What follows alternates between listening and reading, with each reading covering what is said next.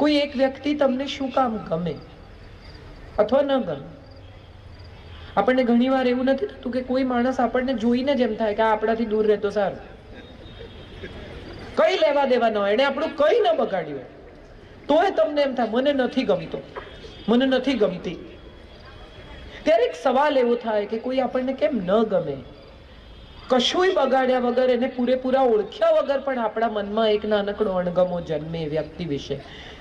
ત્યારે એનો એક સૌથી સાદો અને સરળ સિદ્ધાંત એ છે કે બે પરસ્પર વિરોધી ધ્રુવો એકબીજાથી અપાકર્ષણ કરે. તમે મેગ્નેટને બે જો ઊંધા મૂકો તો બંને એકબીજાને ધક્કો મારે. માનસિકતા એવી હોય વ્યક્તિની કે એના બોડી લેંગ્વેજમાં, એના ઓરામાં, એના અસ્તિત્વમાં, એની વાતમાં, એના શબ્દોમાં, એની વાણીમાં, એના વર્તનમાં, એના વ્યવહારમાં તમને એમ લાગે કે આની જોડે મજા નહીં પડે.